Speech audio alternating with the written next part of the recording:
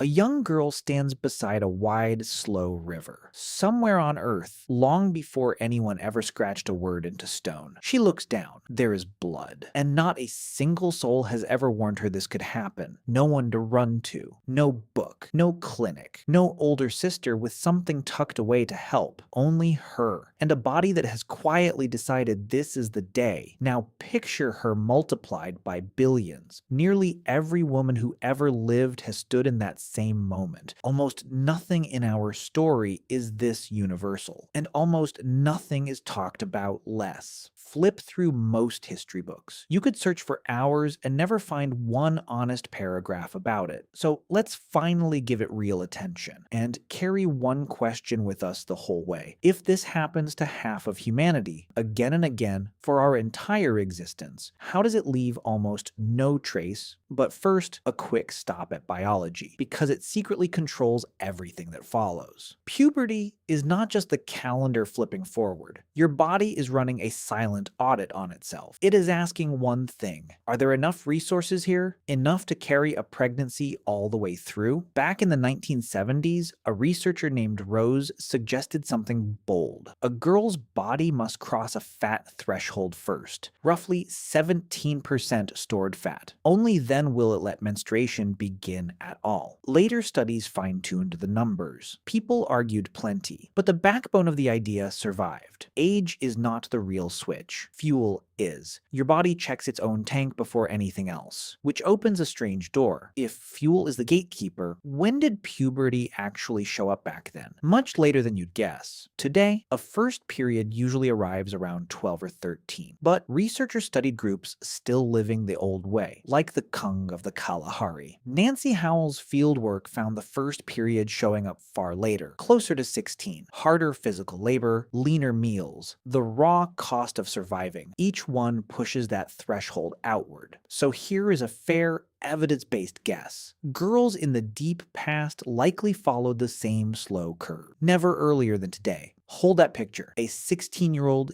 deep in prehistory meeting this for the very first time. And now I have to be honest with you. We have no idea what ran through her mind. Nobody wrote it down. There is no diary. No cave wall painting captioned. Day one, completely confused. Anyone who claims to know exactly how she felt is simply making it up. What we can reach for instead is the ethnographic record. Societies closer to us, but still outside the modern world. Researchers documented how that first bleed is handled in those places. And the pattern is striking. It is not hidden, it is marked. Sometimes the girl is set apart for a few days. Sometimes there is ritual. Sometimes there is open celebration. Almost everywhere, it counts as a threshold crossed, not a shameful secret to hide in silence. Did Stone Age people do the same? We cannot prove it, but it points somewhere. Treating this as unspeakable looks like a recent invention, which brings us to the thing that drives archaeologists crazy. Figuring out how ancient women actually coped is nearly impossible,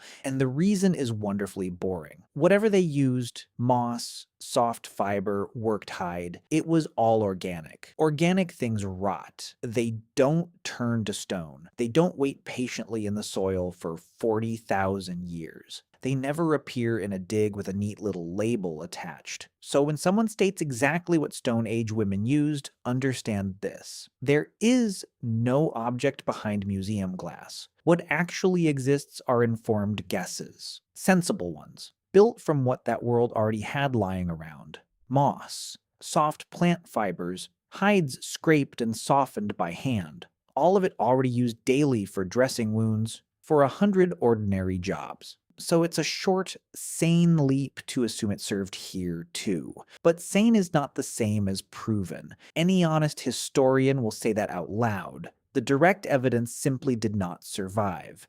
Then, writing arrives, and the fog lifts fast, because suddenly, someone is keeping records. The earliest known document on women's health is the Kahun gynecological papyrus from Egypt around 1800 BCE. It tackles menstrual complaints head-on, sitting right beside pregnancy and contraception. A couple of centuries later comes the Ebers papyrus, around 1550 BCE. It separates bleeding that arrives on schedule from bleeding that doesn't, a signal doctors were expected to track, which means 3,500 years ago, Egyptian medicine already took this seriously. The Greeks and Romans pushed it even further. Soranus of Ephesus in the 1st century wrote 4 whole volumes and gave them a plain title: Gynecology. Menstruation, anatomy, contraception, childbirth, all worked through carefully. He even told patients to rest when a period was rough, advice that would fit on a pharmacy leaflet today. So, real medical texts, real detail, thousands of years deep. And yet the physical objects are almost entirely missing.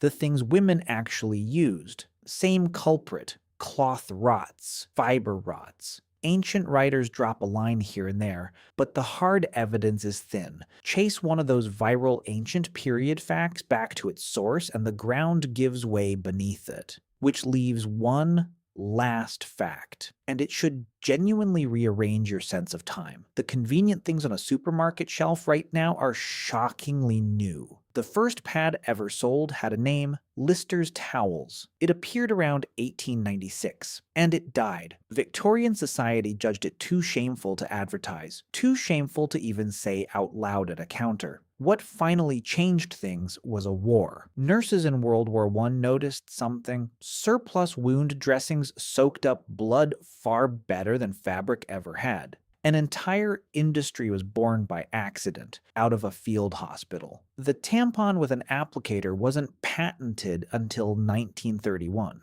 by a doctor named Earl Haas, and it didn't reach shops as Tampax until the middle of that decade. Sit with that. Our species has been menstruating for as long as it has existed, a few 100,000 years. The products we treat as background furniture, as ordinary as a light switch, are barely a century old, which finally answers the question I handed you at the start. This left almost no trace, not because it mattered little, but because the materials perished, and the culture around it fell quiet. And of those two, the silence is by far the newer thing. For nearly all of our history, women solved this themselves. One generation quietly teaching the next, using whatever the world offered that season. No instructions, nothing to buy. And for most of that time, a silence so complete it barely left a rumor behind. So next time you walk past that aisle without noticing it, think about what it replaced. Nothing. Think about the girl at the river and the tens of thousands of girls before her and the tens of thousands after her, meeting that morning with no explanation and no equipment, and getting on with the day anyway. That is one of the steadiest threads in everything our species has ever done. A quiet, unbroken chain stretching back further than any written word. Mothers to daughters, daughters to their own, an entire hidden history carried in whispers and shared moments, never carved, never painted, never filed away in an archive, and yet it never once broke. The most universal human experience and the most invisible. Almost nobody ever bothered to write it down. So today, finally we did.